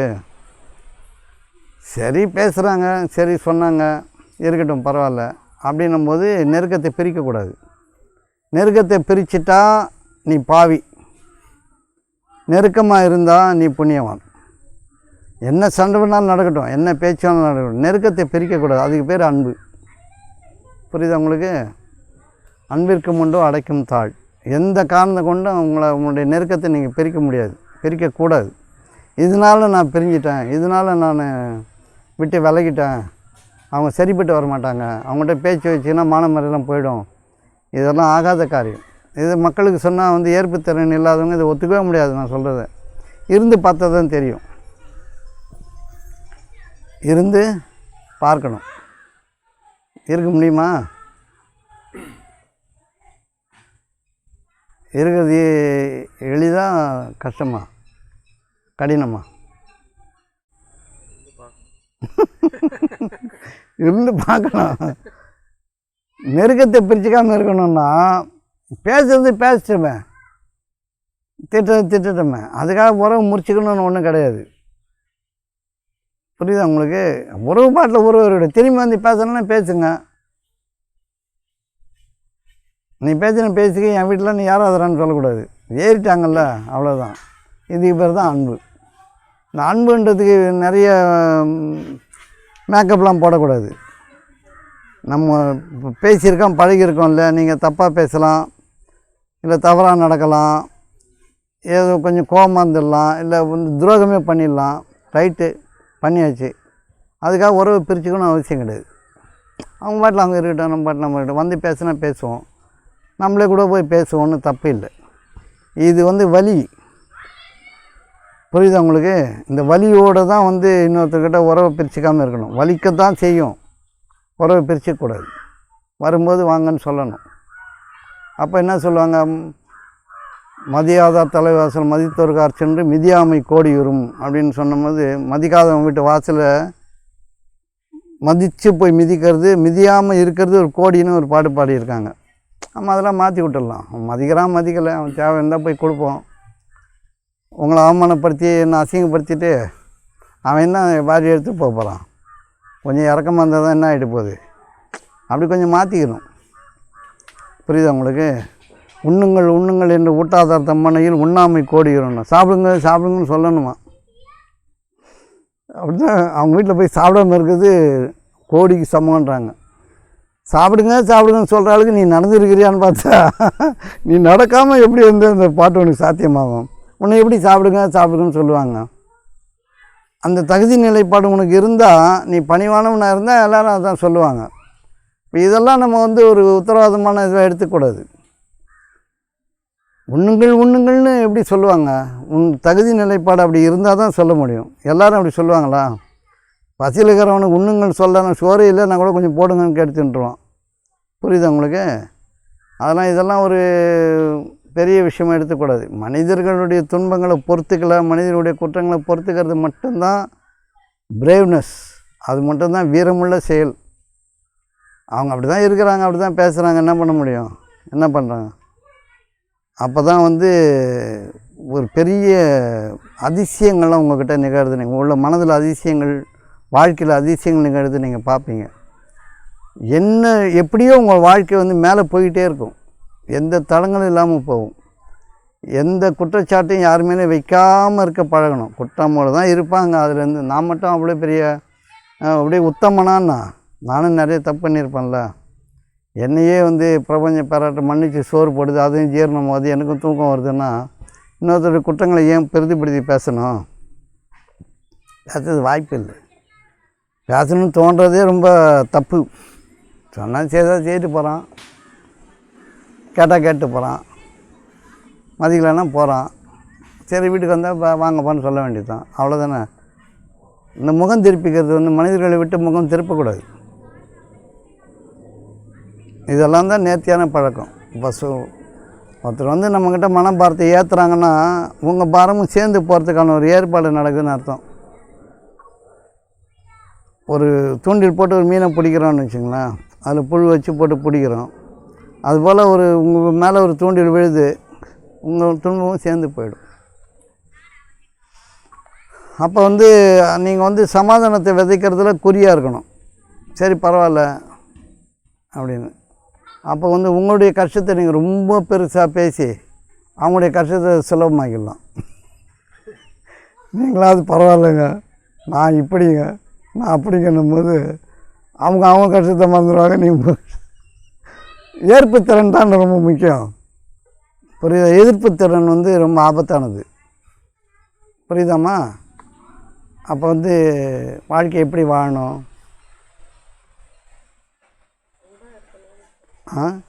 அன்பாக இருக்குதுன்னா என்னது? எதுவுமே வேணாம். எது நடந்தாலும் நெருக்கத்தை பிரிச்சுக்காதீங்க, உறவை முறிச்சிக்காதீங்கன்னு அர்த்தம். உறவை முறிச்சிக்காதீங்கன்னு அர்த்தம்.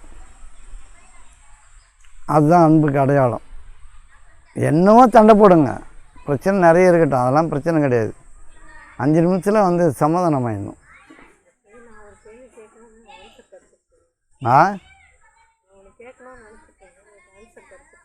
கிடச்சிருச்சா? நல்லது.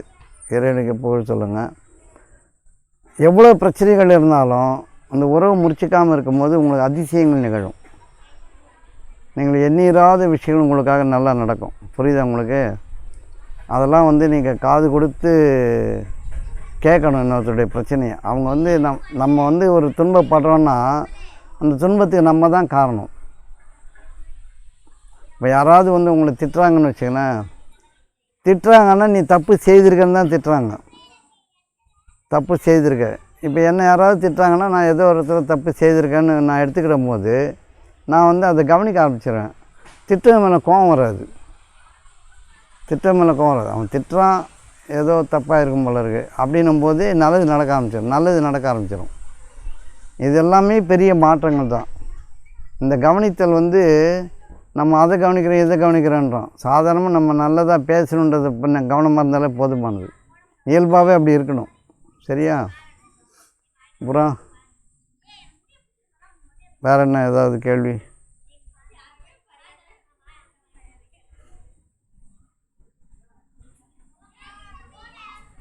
இல்லையா? யோசிங்க வரும்.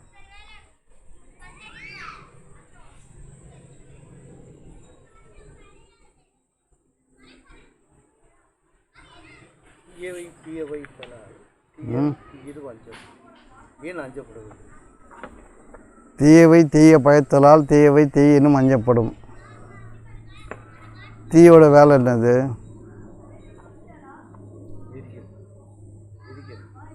காற்று இருந்தால் தான் எரிக்கும். காற்று இருந்தால் தான் எரிக்கும். தீயவைக்கு எதுவுமே தேவையில்லை, எரிச்சிடும். தீ காற்று இருந்தால் தான் எரிக்கும். தீ காற்றின் மூலமாக தான் பரவும். காற்றினுடைய துணை இல்லாமல் தீ எரியாது. தீயவைக்கு எந்த துணையும் தேவையில்லை, அதுவே எரிச்சிடும். இன்னொரு ஊடகம் அதுக்கு தேவையில்லை. புரியுதா உனக்கு? நெருப்புக்கு காற்றோட துணை இல்லாமல் நெருப்பு எரியாது. காற்று குறைய நெருப்பு குறைஞ்சிடும். தீயவை அப்படி இல்லை. ஒரு தடவை நீ கெட்டது செஞ்சேன்னா உன்னை அழிவு தானாகவே தொடங்கிடும், அது அழிஞ்சே முடிஞ்சிடும். அதனால் தீயினும் மஞ்சப்படும். தீயவை தீய பயத்தலால் தீயவை தீயினும் மஞ்சப்படும். தீக்காவது ஒரு ஊடகம் தேவை இருந்தால் அதெல்லாம் தானே நின்று போயிடும். தீயவை நிற்கவே நிற்காது, அழிஞ்சு முடிகிற வரைக்கும் அது ஒன்று அழிக்காமல் விடாது. அதனால் தீயினும் மஞ்சப்படும். நெருப்பு சும்மா எரியுமா?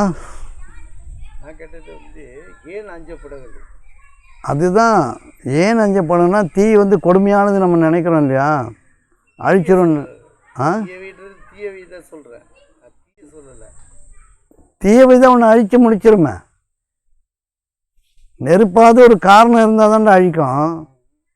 தீயவை காரணமே இல்லாமல் அழிக்கும். அதனால் தீயை செய்கிறதுக்கு பயப்படு. உன்னை அழிவை நீ தேடிக்கிட்டேன்னா உன்னை அழிக்காமல் விடாதுன்றது நெருப்பை விட மோசமானது, கெட்டது.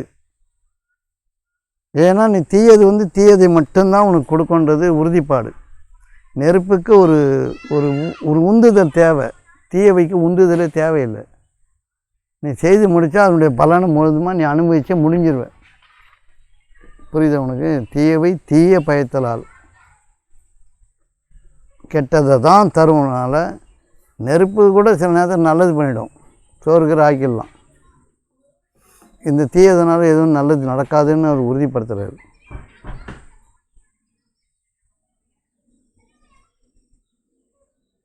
தீ வந்து தூண்டுதல் இல்லாமல் எரியாது. நான் சொல்கிறது தீயவை தீ பயக்கும், அது பயங்கரமானதுனால தெரியுது. ஏன் அஞ்சலை? ஏன் அஞ்சலைன்னு கேட்குறியா? அஞ்சப்படும் தான் சொல்லியிருக்காரு. அஞ்சப்படும், ஏன் அஞ்சப்படவில்லை? அஞ்சப்படலான்னு அழிகிறவனுக்கு தெரியாதுல்ல நாம் அழிகிறோன்னு. அவனுடைய வந்து அந்த அகங்காரம் வந்து நானுன்ற தன்மை வந்து நான் அழிக்காமல் விடாது. கடைசி வரைக்கும் அவன் அழிகிறது தெரியாமே அழிவான். புரியுது அவனுக்கு? அவனுக்கு நன்மைன்றது புரிய வைக்கவே படாது. அவன் அழிஞ்சு முடிகிற வரைக்கும் அவனுடைய தீயவை மட்டுமே போதுமானது. அவன் செய்த தீயதை அவனை முற்றிலும் அழிக்கிற வரைக்கும் அவன் அதுக்கு அறியாத நிலையிலே இருப்பான்.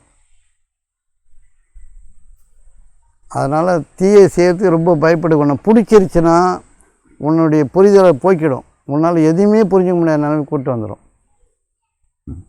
அதனால் கெட்டது செய்கிறதுக்கு பயப்படு. கெட்டதுன்னா என்னது? நல்லது செய்கிறேன்னா கெட்டது, அவ்வளோதான். இது நல்ல விளக்கம்.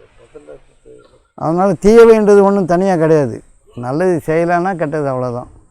அது கெட்டதாக மாறிடும். அதாவது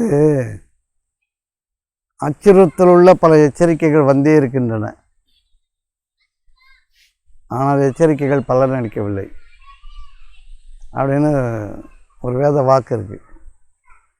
இந்த அச்சுறுத்தல்கள் பற்றி நிறைய பேர் வந்து யாரோ பயமுறுத்துறதுன்னு நினைக்கிறாங்க. அச்சுறுத்தல்கள்னால் வந்து ஒரு நோய் வந்துடும், ஒரு சண்டை வந்துடும், குழப்பம் வந்துடும், திருடு போயிடும், இதெல்லாம் அச்சுறுத்தல் நினைக்கிறோம். அச்சுறுத்தல்கள் உள்ள பல எச்சரிக்கைகள் வந்தே இருக்குதுன்றது வந்து சாதாரணமாக நம்ம இருக்கும்போது, இப்போ நீங்கள் இருக்கிறீங்க வீட்டில் இருக்கீங்க, வெளியே போகிறீங்க, கதவை பூட்டிக்கப்பா அப்படின்னு நீங்கள் சொல்கிறீங்கன்னு வச்சுங்க. சரி போய்ட்டு வா அப்படின்னு சொல்லிட்டு அவங்க பூட்டாமல் இருந்தால் அதில் உள்ள தாக்கம் வந்து அவங்களுக்கு தெரியலன்னு அர்த்தம். ஏன் இந்த பூட்டிக்கோன்னு சொன்னாங்க அப்படின்றது வந்து நீங்கள் சாதாரணமாக வந்து இது கூட எனக்கு தெரியாதா, நீங்கள் இது கூட சொல்லணுமான்னு கேட்பாங்க. எனக்கு பூட்டிக்க தெரியும், நீங்கள் போய்ட்டு வாங்கன்னு. அச்சுறுத்தல் இல்லாமல் வந்து வாழ்க்கை நகராது. புரியுது உங்களுக்கு? சின்ன சின்ன விஷயங்களும் அச்சுறுத்தல் தான். இப்போ வந்து உங்களுக்கு சொல்கிறோம், நீங்கள் பார்த்து போய்ட்டு வாப்பா அப்படின்போது, பார்த்து போய்ட்டு வரணுமா? எனக்கு என்ன தெரியாது, அதை என்னத்தை பார்த்து போய்ட்டு வர சொல்கிறேன் அப்படின்னு கேட்பாங்க. பார்த்து போய்ட்டு வான்றதில் ஒரு ஆசீர்வாதம் இருக்குது. அதையே வந்து நீ அபசகுணமாக எடுத்துக்கிட்டு போகும்போதே வாயத்து வச்சியா அப்படின்னு கேட்குறவங்க நிறைய பேர் இருக்காங்க. அது எச்சரிக்கைகள் பலனளிக்காது. நம்ம வந்து பெரிய ஆபத்து நிகழணும்னு அவசியமே கிடையாது. சின்ன சின்ன வார்த்தைகள் கூட உங்களை பெரிய ஆபத்துலேருந்து காப்பாற்றக்கூடிய பாதுகாப்பு வளையங்கள் என்றது நமக்கு புரியணும். இப்போ எவ்வளோ பேர் சொல்கிறோம், சொல்லிட்டு போகும்போது சொல்லிட்டு போன்றோம், போயிட்டு எங்கே இருக்கிறேன்னு சொல்லுன்னு கேட்குறோம். இதெல்லாம் எச்சரிக்கைகள் தான், அச்சுறுத்தல் உள்ள எச்சரிக்கைகள். இது வந்து பெரிய ஆபத்துலேருந்து உங்களை பாதுகாக்கும். இதுவே ரொம்ப பேருக்கு புரியாது. இப்போ ஒருத்தர்கிட்ட ஒரு சாமான் வாங்க அனுப்புகிறோன்னு வச்சுங்க, ஒரு கிலோ தக்காளி வாங்கிவாங்க அப்படின்னு அனுப்புகிறோன்னு வச்சுங்க. சரிங்கன்றாங்க. அவங்க இயல்பில் போய் வாங்க போவாங்க. நம்ம கூட சொல்கிறோம், பாருங்கள் காவட்டாக இல்லாமல் கொஞ்சம் பழுத்ததாக பார்த்து கொஞ்சம் பெருசாக வாங்கிட்டு வாங்கன்றோம். தக்காளிலாம் எப்படியோ தான் வரும், காயாக கூட தான் வரும், சின்னதாக கூட தான் வரும். அதை எப்படி பார்த்து பெருசாக வாங்குறது? இப்போ எனக்குன்னா புதுசாக தக்காளி வாங்க சொல்லி கொடுக்குறீங்களா? இதுவே எனக்கு தெரியாது எனக்கு அப்படின்னு நினைக்கக்கூடிய மக்கள் இருப்பாங்களா, இருக்க மாட்டாங்களா? ஒரு தக்காளி பார்த்து வாங்கிட்டு வாங்க, பெருசாக இருக்கட்டும், கொஞ்சம் பழுத்ததாக பார்த்து வாங்கன்னா கொஞ்சம் எச்சரிக்கையாக நம்ம சொல்கிறோன்னு அர்த்தம். இதில் வெறுப்படையக்கூடிய மக்கள் இருக்காங்களா, இது அச்சுறுத்தலாம் அவங்களுக்கு தெரியாது. ஏன்னா அவங்களுக்கு உண்டான வரத்தை நம்ம அதிகப்படுத்தணுன்றது அவங்களுக்கு புரியாது. இது கூட எனக்கு தெரியாதா, இது கூட ஒரு இன்ஸ்ட்ரக்ஷன் கொடுக்கணுமா, ஒன்றுத்துக்குமா அப்படி வந்து சொல்லுவாங்க அப்படின்னு கேட்கக்கூடிய மக்கள் இருக்காங்களா இல்லையா? இதுதான் அவங்க செய்யக்கூடிய தவறு. என்ன இடப்படுறோமோ அந்த கருத்துக்களை வந்து கவனமாக கேட்டு சரிங்க அப்படின்னு சொல்கிறோம்னா அது பிரச்சனை இல்லை. எல்லாத்துக்கும் ரூட் போட்டு கொடுத்தா எப்படி? அப்போ எனக்கு சொந்த அறிவுன்னு ஒன்று இல்லைன்னு முடிவு பண்ணிட்டாங்களா அப்படின்னு கேட்குறவங்க இருக்காங்க. இது எல்லாமே தவறு தான். ஒரு விஷயத்தை சொல்லும்போது தெளிவாக சொல்லும் பொழுது உங்களுடைய மனநிலையை உள்ளே இழுத்துன்னு வரும். நீங்கள் அந்த பொருள் வாங்குறதுக்கு போகிறீங்க, அதெல்லாம் சரி, உங்கள் மனநிலையை உள்ளே இழுக்கிறோம், அந்த இடத்துக்கு கூட்டிகிட்டு வரோம் உங்களை. இப்படி வாங்கணும் போது அந்த கான்சன்ட்ரேஷன் உங்களை கொண்டு வந்து நுழைக்கிறோம். நீங்கள் வந்து அதை வந்து உங்களுடைய ஈகோவாக எடுத்துக்கிட்டு எல்லாத்துக்கும் சொல்லியே இருப்பார். இவர் புதுசாக நம்ம ஒன்றும் தெரியாத ஆள் மாதிரி நினைக்கிற மக்கள் இருப்பாங்களா இருக்க மாட்டாங்களா? இப்போ சொல்லணும், காலைல தானே பேசியிருந்தோம், சொல்லணுமா வேணாமான்னு. இப்போ காலைல ஒருத்தர் எலுமிச்சம்பழம் வாங்கினு சொன்னேன், பார்த்து பெருசாக ஜூஸ் உள்ளதை வாங்கினுவாங்கன்னு. இவருக்காக அது சாதாரணமாக நடக்குமே அப்படின்னு. அது எப்படி நடக்கும்? அவர் உள்ளே இழுத்து அவருக்குள்ளே ஒரு பதிவு ஏற்படுத்தினா அது கவனமாக இருப்பார். இல்லைன்னா எலுமிச்சம்பழம் வாங்க அவருக்கு தெரியும், எத்தனையோ வருஷம் வாங்கியிருப்பார், அவர் எல்லாமே அவருக்கு தெரியும் தான். தெரிஞ்சாலும் அந்த கான்சன்ட்ரேஷனை உள்ளே கொண்டு வருது, அந்த கவனத்தை கொண்டு வருது, அவருக்கு உண்டான நன்மைகளை அந்த நிகழ்த்துறதே தவிர வேறு ஒன்றும் இல்லை அப்படின்னு சொல்லிட்டு இருந்தோம். இப்போ எல்லாமே எல்லாருக்கும் தெரியும், தெரிஞ்சாலும் ஏன் கவனப்படுத்தணும்? அந்த செயலுக்குள்ளே அவங்கள நிறுத்துறது, அந்த செயலை தவறிடாமல் பார்த்துக்கிறது. புரியுது உங்களுக்கு? இது ஒரு அச்சுறுத்தல் தான். இதன் மீது நீங்கள் கலவரப்பட்டீங்கன்னா, உங்களுடைய ஈகோ கொண்டு திணிச்சிங்கன்னா உங்களுக்கு கெட்டது தான் நடக்கும். இதெல்லாம் வந்து சாதாரணமாக எடுத்துக்கிட்டு சரின்னு சொல்லிட்டு ஆமாம் கண்டிப்பாக அப்படி தான் செய்யணும்னு சொல்லும் போது நீங்கள் இணக்கமாக வரீங்க. நீ ஈகோவால் பிரியும் போது நீங்கள் வெறுப்பாகிறீங்க. வெறுப்புக்கு உண்டான கூலி உங்களுக்கு. நான் சொன்னதுக்காக சொன்னதுடைய கூலி எனக்கு வந்துடும், சொல்ல தவறிய குற்றம் வந்து எனக்கு வராது. இதுதான் வந்து உலக வாழ்க்கையில் சாதாரணமாக நடக்கிற விஷயங்களே நம்மளால் பொறுத்துக்க முடியாது. புரியுது உங்களுக்கு? அப்போ வந்து சொல்ல வேண்டியது சரியாக சொல்லணும். சொல்லலைன்னா தப்பு நடக்குது வாய்ப்பு அதிகம். இந்த அங்கே இருக்குது அதை எடுத்து போடுவோம் அப்படின்னா வேறு எதாவது எடுத்து போட்டு விட்ருவாங்க. என்ன போடணும் ஏது போடணுன்றது தெளிவாக சொல்லும் போது தான் அவங்களால இயங்க முடியும். இல்லைன்னா வந்து இது கூட தெரியல அவனுக்கு, அது கூட தெரியலன்னு சண்டை வந்துடும். அதுதான் இங்கே இருக்கிற பிரச்சனை. அப்போ நேர்த்தியான வாழ்க்கைக்கு எது அடிப்படை? எவ்வளோ பிரச்சனை இருந்தாலும் நெருக்கத்தை பிரிக்கக்கூடாது. தப்பு நடக்கலாம், சண்டை வரலாம் குடும்ப உறவுகளில். அந்த மனிதன் என்ற நெருக்கத்தை பிரிச்சுக்காமல் முடிஞ்ச அளவுக்கு வந்து சமாதானத்தை வந்து பாதுகாத்துக்கிட்டோம்னா நன்மைகள் நடக்கும். நன்மைகள்னால் அதிசயமே நடக்கும். நீங்கள் எதை தேடுறீங்களோ அது தேடாது வந்து உங்களுக்கு கிடைக்கும். அதுதான் தேடாது கிடைத்த திரவியம். புரியுது உங்களுக்கு? சரி, இறைவன் போதுமானவன்.